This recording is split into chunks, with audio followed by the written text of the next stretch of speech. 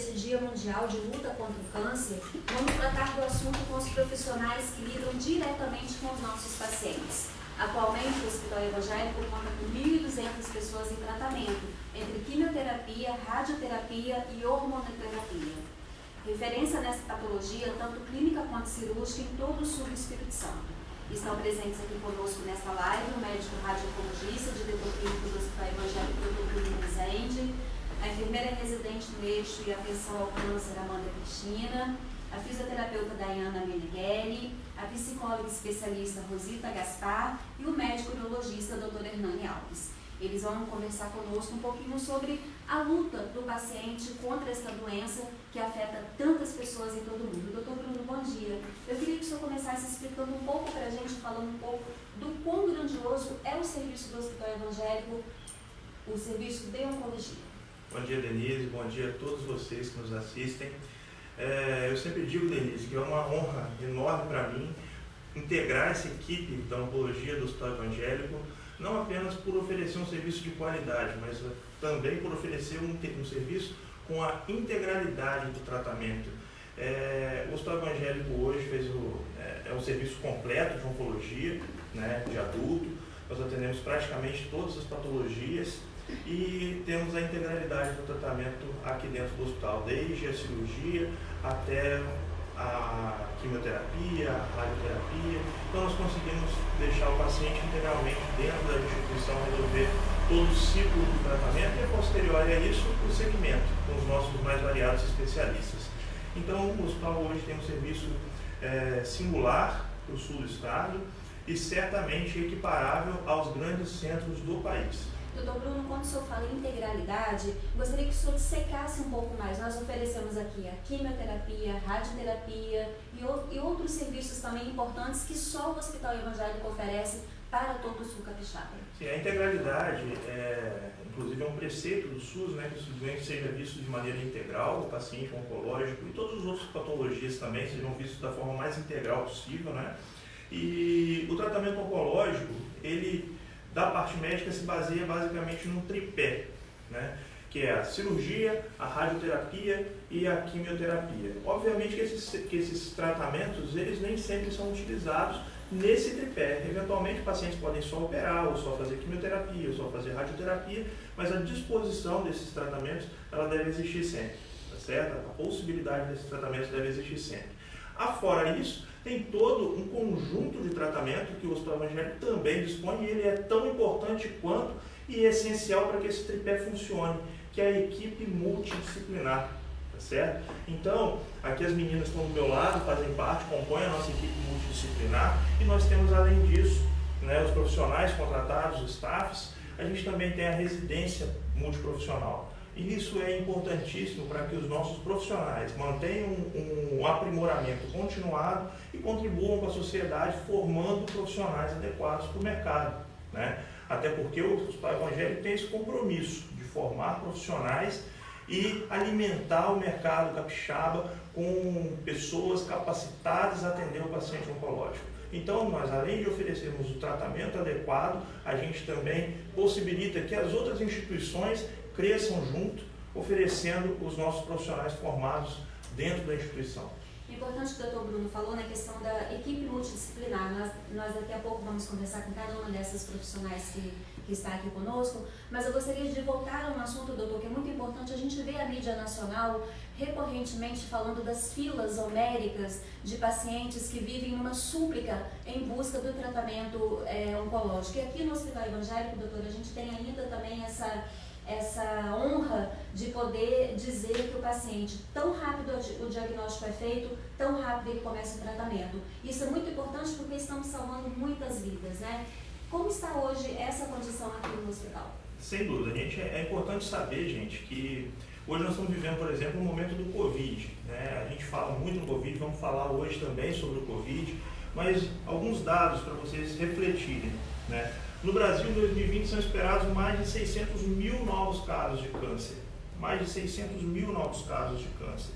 A população de Vitória tem pouco mais de 300 mil habitantes. Então, nós estamos falando de duas Vitórias, duas populações da nossa capital, do Espírito Santo.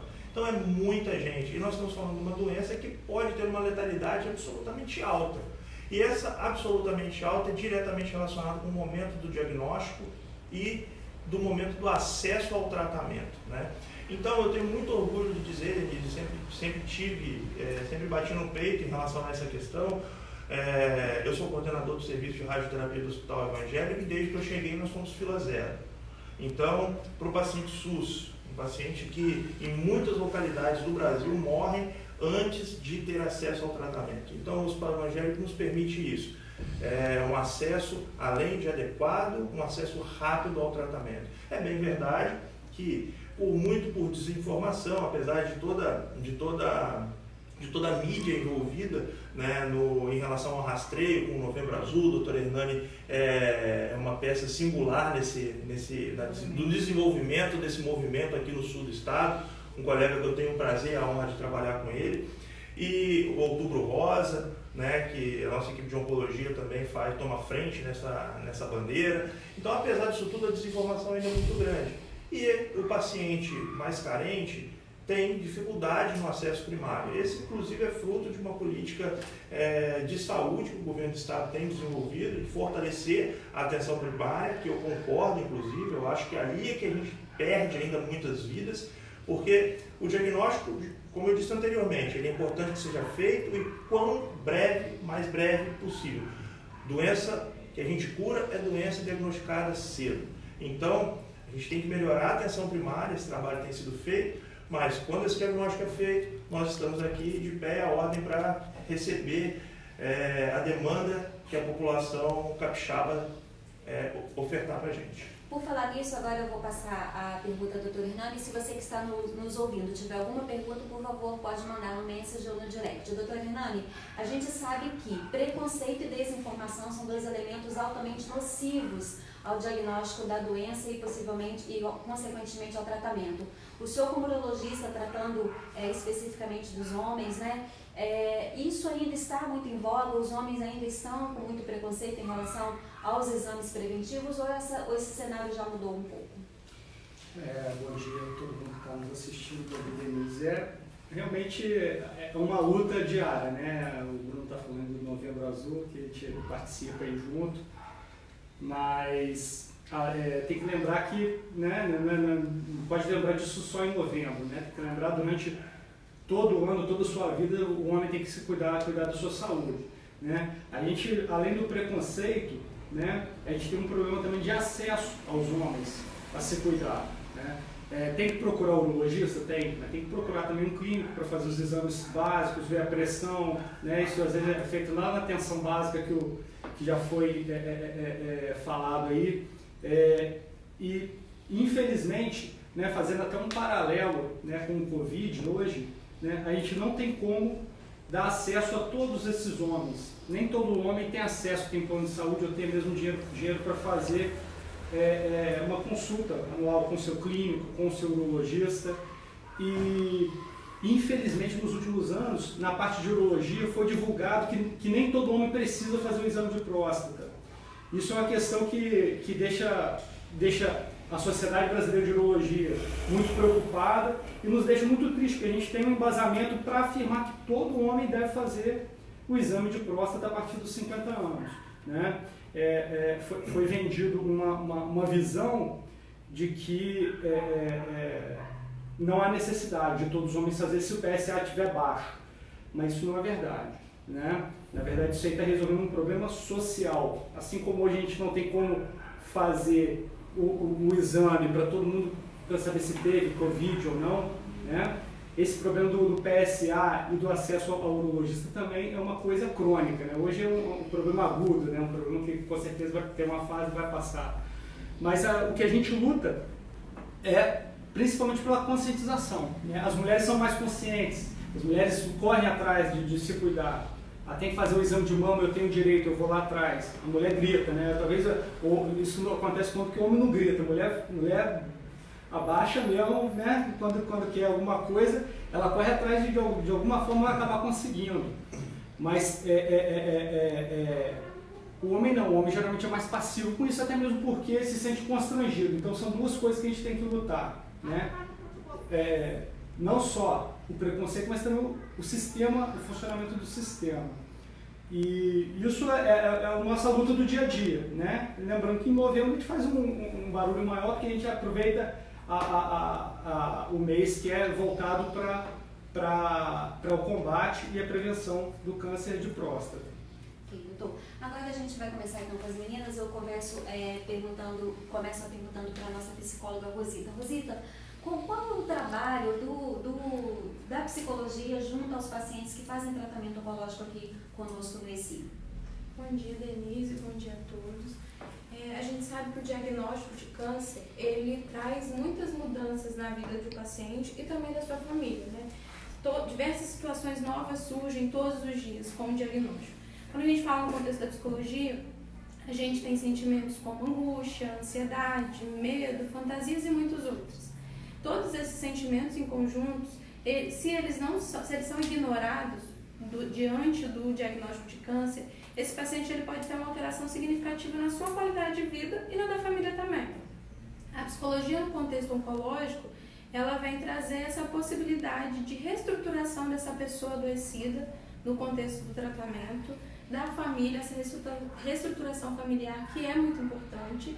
E a gente faz isso como? A gente faz isso através de uma escuta qualificada, do acolhimento a essa pessoa adoecida, visando trazer para esse paciente e para essa família um tratamento integral, como o Dr. Bruno já falou um pouco, um tratamento humanizado, onde a gente pode dar a devida atenção a esses sentimentos que estão presentes no tratamento oncológico. A psicologia ela vai estar presente no momento, às vezes, anterior do diagnóstico, no início do tratamento, no pós-tratamento, oferecendo esse suporte integral ao paciente. Então, todo paciente nosso que é tratado no hospital evangélico, ele tem esse acompanhamento psicológico, e isso, com toda certeza, deve redundar numa positividade durante o tratamento, né, Rosita? Sim, hoje a psicologia está presente no setor de quimioterapia, no setor de clínica oncológica, no setor de radioterapia e também nos demais andares onde o nosso paciente está presente.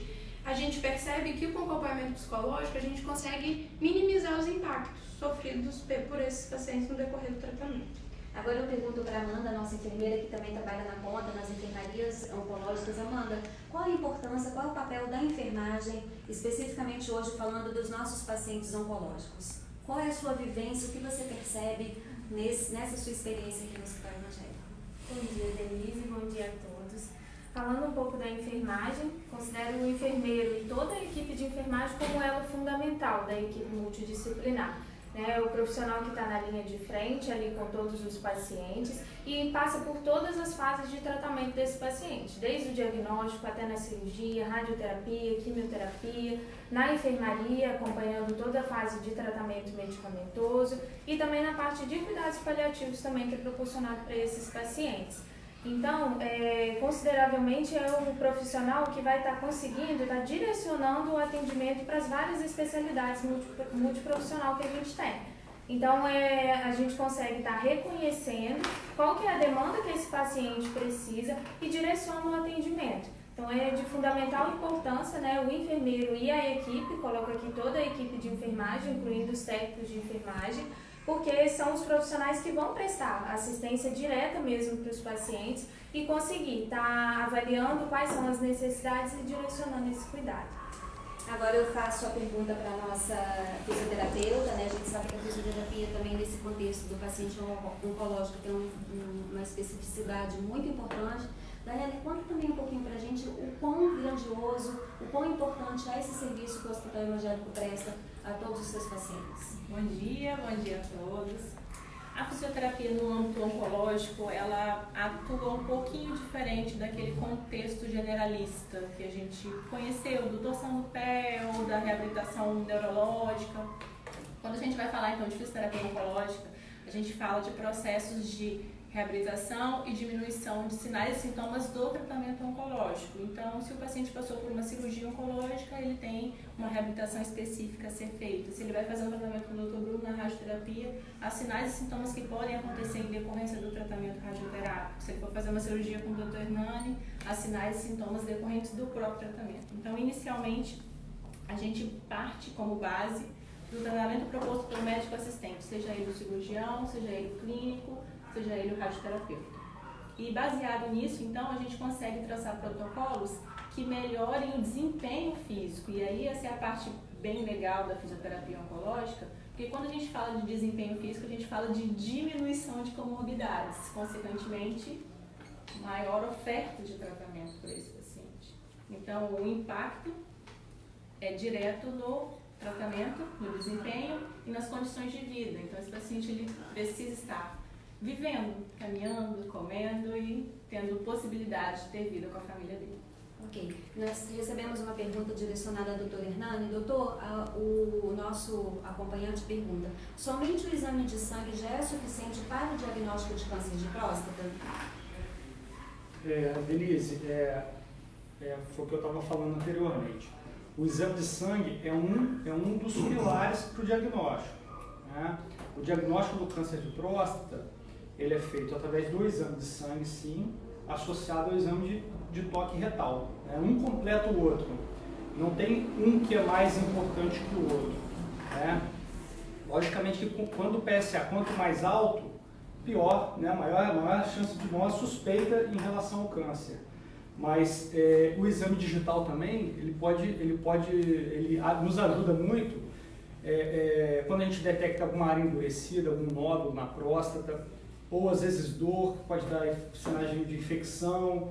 O tamanho da próstata também pode estar relacionado com a parte urinária, pode atrapalhar o homem a urinar. Então, é uma série de informações que o exame digital retal dá também, incluindo o diagnóstico do câncer de próstata. Então, os dois são importantes, não tem um mais importante que o outro.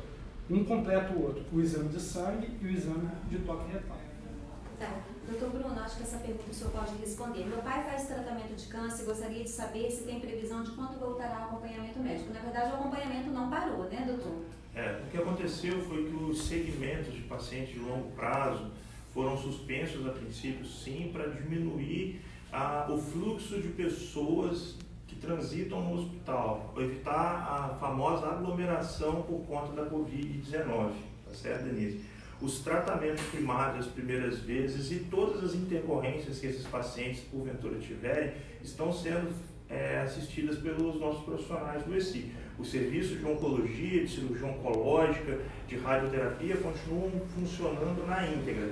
O que a gente tem feito é, eventualmente, pacientes que possam postergar por algumas semanas o retorno ao hospital e esses pacientes estando bem, adequadamente em casa, eles possam ser relocados nas agendas a posteriori, tá certo? Esse é o único ponto. Mas todos os pacientes que precisam dos nossos cuidados, que estiverem, enfim, se sentindo mal ou com algum tipo de intercorrência, eles podem vir ao hospital sem problema. O serviço de oncologia continua funcionando. Como nós entramos na questão da pandemia, do novo coronavírus, agora a gente vai fazer um recorte específico, então, nessa questão do tratamento oncológico e o paciente no meio de toda essa pandemia. Doutor, quais são as orientações ao paciente, né, que está passando pelo tratamento, e depois também a gente vai abrir para todas as meninas falarem, quais são as orientações mais triviais, mais básicas para os nossos pacientes nesse momento? É importante dizer que a gente hoje está falando muito sobre Covid-19, né? O novo coronavírus. Mas as outras doenças continuam existindo, né? As pessoas continuam tendo diabetes, pressão alta, câncer, continuam morrendo por mortes violentas, acidentes de trânsito, doenças cerebrovasculares, doenças do coração. Então, os médicos precisam continuar tratando as outras patologias. E isso inclui tratamento oncológico. Até porque o câncer tem uma mortalidade até maior do que o Covid-19. Então, eu sempre brinco com os meus pacientes, a gente não pode tapar um santo e deixar o outro pelado. A gente precisa cuidar e cuidar com mais carinho ainda daquilo que é mais relevante do ponto de vista de mortalidade para a população. Por isso, essa é a orientação até do Ministério da Saúde, que os tratamentos oncológicos continuem. Esse foi o apelo que eu fiz para todos os meus colegas médicos, que a gente continue trabalhando, continue mantendo o afinco diante da crise, porque essa é a nossa responsabilidade enquanto profissionais de saúde, né? Essa guerra é nossa, né? Então nós precisamos estar na linha de frente, né? E como a gente tem visto aí, o médico não pode abandonar o paciente. e nós não vamos abandonar os nossos pacientes. Então, os pacientes oncológicos eles podem ficar tranquilos, eles precisam continuar o seu tratamento. A gente não pode deixar um paciente desse em casa sem tratar. Então, se você tem primeira vez marcada conosco, se você está em tratamento ou vai iniciar tratamento, nós estaremos aqui para atender e servi-lo. Ok. No contexto da fisioterapia, né, a pessoa pode tentar fazer alguns exercícios em casa, alguma coisa que já vinha fazendo com o acompanhamento de vocês, mas pode também ter esse cuidado em casa? Eu queria que você falasse um pouquinho disso daí. Então, com relação ao Covid, como o Dr. Bruno falou, hoje o paciente ele sai daqui com uma prescrição médica de medicamento que ele vai tomar em casa, ele sai com a prescrição da fisioterapia, do exercício que ele vai fazer em casa, ele sai com a prescrição da enfermagem, do cuidado, ele sai com o acompanhamento da psicologia.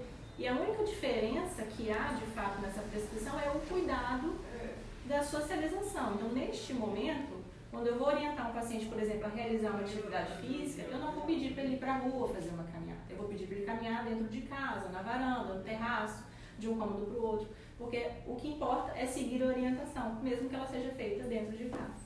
Perfeito. Não interromper aquilo que já vinha sendo feito, porque é importante que a gente continue dentro das condições impostas agora pela pandemia. E dentro de casa a gente pode continuar o cuidado. Isso não é um empecilho para que o paciente continue fazendo os cuidados, as orientações e os tratamentos que já foram indicados. Ou seja, nada de desânimo, vamos continuar fazendo tudo, tomando os cuidados necessários. Se for para sair de casa, que seja para tratar, né? Seja para tratar. O resto é evitar aglomeração, ficar em casa o máximo possível, porque é singular a proteção desse doente em relação ao Covid. Eu disse que o câncer, ele estatisticamente mata mais, percentualmente, mas o Covid é muito importante que se faça essa proteção, principalmente pacientes que estão eventualmente fazendo quimioterapia ou tratamentos imunossupressores. Então, esse paciente tem que sair para o estritamente necessário.